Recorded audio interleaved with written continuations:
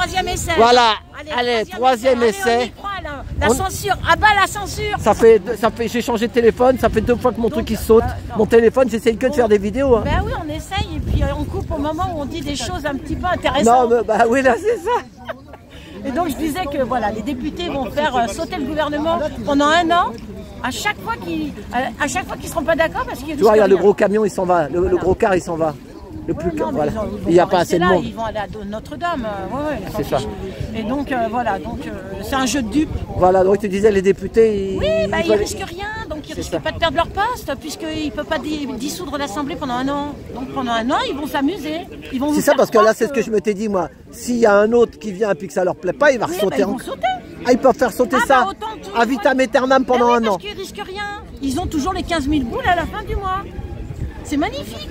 Et les mecs, ils vont aller lécher les pieds de Macron et autre chose pour avoir le poste de Premier ministre. Pourquoi? Ben parce qu'au bout de 3 mois, tu touches 545 000 € d'indemnité et après tu touches ton salaire pendant 2 ans, tranquille, pour te remettre dans le... Donc ça vaut le coup, 3 mois de boulot, t'es millionnaire. Et en plus, le Premier ministre, il est parti au bout de 3 mois, il va toucher des sous lui. Mais oui. 545 000 € je crois d'indemnité. S'il a souffert quand même le pauvre. Et soyez respectueux quand même. Alors à chaque fois que t'en vires un, mais ils vont se battre pour prendre la place. Oui.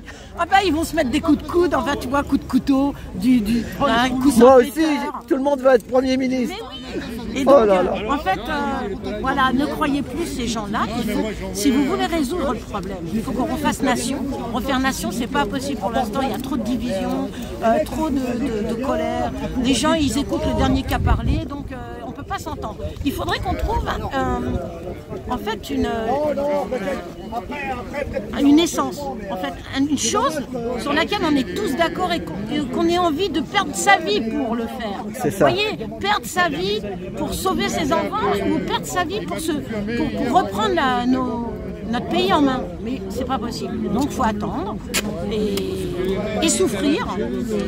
Et puis regarder le spectacle parce que c'est un super film qui nous montre depuis des années et des années. Il y a des films, là ce matin je regardais l'enquête sur Nexus sur Notre-Dame.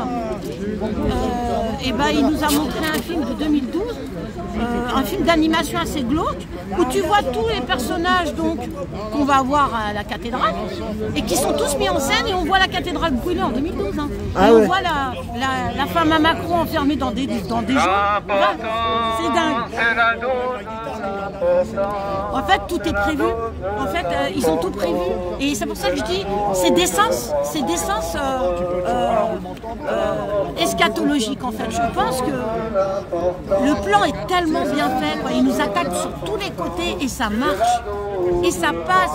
Et je pense que ce plan ne peut pas être humain. Mais les gens, ils en peuvent plus, les gens aussi. Le peuple, il en peut plus. Oui, moi, il y a plein de messages des gens qui me disent, mais moi, je vois les gens dans provinces. Dans les provinces, ils disent, les gens, ils sont un peu comme des zombies, quoi. Oui, mais c'est parce que c'est le système qui les maintient dans cet état. C'est ça. Ça s'appelle de l'ingénierie sociale. C'est ça, les gens, à force de voir tout ce qui se passe à la télé, là, t'as vu, moi, ça regarde pas la télé, je suis comme toi. Mais ça fait mal à la tête, ça leur fait mal à la tête. C'est la guerre de 5e génération. On attaque le cerveau. Et votre cerveau est attaqué toutes les 10 secondes par des images subliminales ou alors par des mots qu'on vous met dans la tête. Ou alors on vous dit l'extrême droite c'est le danger, Macron c'est le sauveur. Et ça fait de la dissonance cognitive et votre cerveau il bloque. Et ça s'appelle le déni. Et plus personne ne veut entendre personne. Donc il faut que vous... C'est pour ça que je disais, la révolution, il faut que vous la fassiez déjà en vous-même. Révolution en soi-même, pour pouvoir changer le monde, il faut déjà essayer de comprendre pourquoi on en est arrivé là. D'ailleurs, c'est pourquoi on dit victime, bourreau, sauveur. Oui, c'est ça, c'est le triangle de Cartman. C'est ça. Et moi, au début, je vous disais de lire, pour ceux qui ne savent pas ce qui se passe, lisez la charte de Biederman, qui a été une torture psychologique. C'est ce qu'ils vous font subir à fond, mais vraiment à fond depuis 2020. Lisez, faites-moi plaisir, allez sur Internet. Lisez les 7 points de la charte de Biederman. D'accord. Et vous allez vous y retrouver. Sur Google. Oui, peu importe, c'est connu. La charte de Biederman. Ça a été une torture psychologique Et ça a Et été c'est ce mis qu'ils en nous font, place. nous. C'est ce qu'on subit, Oui, quoi. c'est ce que vous subissez. Et quand vous allez lire, peut-être que vous allez comprendre et que vous allez vous décrocher de ça et essayer de faire, C'est ça. de faire nation vous-même avec votre famille. Essayer d'aimer son prochain, c'est pas facile. Et surtout protéger ses enfants du programme EVARS. Parce que moi, ça fait quand même 2 ans que... Et là, ça commence un petit peu à bouger. Et votre ministre de l'Éducation a osé mentir en direct en disant que c'était pas vrai. Mais c'est vrai. Et tout y est. Il y a les livres, il y a les plaintes qui ont été déposées, il y a les articles de journaux, il y a les maîtres d'école qui témoignent, il y a des enfants traumatisés. Et vous voyez, et ben ça, vous en foutez.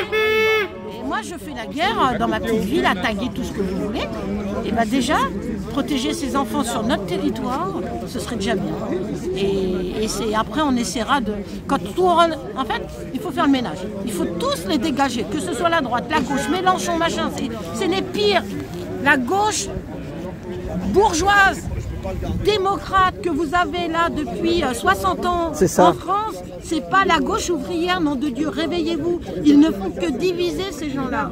Ils vous mettent depuis touche pas à mon pote, vous êtes des victimes. On vous dit vous êtes des victimes, mais arrêtez. Moi je suis pas une victime, mon père c'était pas une victime. Mon père il a été colonisé, il a tout ce que... Ses grands-parents ont été assassinés devant ses yeux. Moi mon père avait le respect de la France, il est venu en France travailler, faire sa vie. Et il a fini directeur. Voilà, c'est tout. Mais si vous vous mettez dans cette position de victime, c'est très flatteur parce qu'on vous laisse tout faire. Et vous avez le droit de tout. Et ça, c'est jouissif pour un humain, je comprends. Il faut se mettre comment victime? Je pas compris. Oui, quand ils sont... En fait, quand on est dans un statut de victime... Qui est victime? Nous? Non, la victime, oui, tout le monde, le pauvre est une victime. Donc voilà, il a le droit de tout, sans contrepartie. Il a le droit d'être en colère, d'avoir la haine. Non. La preuve que non, on n'a pas le droit de tout puisqu'il te coupe ta chaîne, il te fout des trucs. Oui, mais toi, tu es un bon Français qui paye ses impôts et qui a un compte bancaire. En France, on a 2 catégories de citoyens, les amis. On a les solvables et les insolvables. Les insolvables, ils font ce qu'ils veulent. Il n'y a plus d'état de droit pour eux. Ils ont des ports d'armes, ils font des... C'est vrai. J'ai entendu ce matin un monsieur qui parlait sur l'armement. Il dit, et tu sais, des chasseurs, machin, ils sont emmerdés, alors qu'il y en a, ils ont des kalachnikovs chez eux et tout, sans papier. Qui a dit, vous savez qu'on est déjà encerclé par un peuple de barbares, parce que toutes les banlieues qui sont maquées par des mafieux, qui sont les mêmes mafieux qui vous gouvernent, parce que ça, c'est les mêmes, hein, mafia du bas, mafia du haut, c'est les mêmes. Hein. Donc n'enjolivez pas ni l'un ni l'autre. Les deux sont en cheville pour vous bouffer la gueule. Et bah cette peuplade, ces barbares qui nous entourent les grandes villes, s'ils décident un jour de venir vous faire la peau, eux ils ont les armes. Vous avez rien. Et vous savez même pas mettre un coup de poing dans la gueule à quelqu'un. Ils les ont rendus, il fallait les rendre les armes, il y en a qu'un avait. Ils les ont rendus. Ah bah ils ont rendu. Bah les bons citoyens, t'es content. Et nous, merde, on est légalistes. Hein. Non. Et donc voilà. Donc il faut dégager le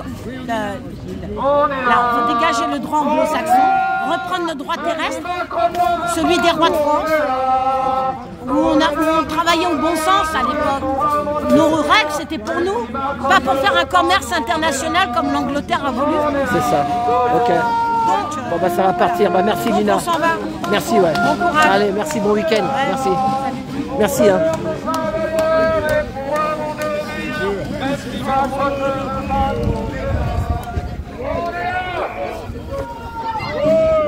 Et ben voilà, nous sommes devant la closerie des Lilas. La closerie des Lilas, ça c'est connu. Beaucoup de gens du show business et des hommes politiques viennent le soir boire un verre et manger à la closerie des Lilas. Les grands écrivains aussi, beaucoup d'écrivains. Peut-être maintenant, je sais pas, mais avant c'était comme ça. À tout bientôt.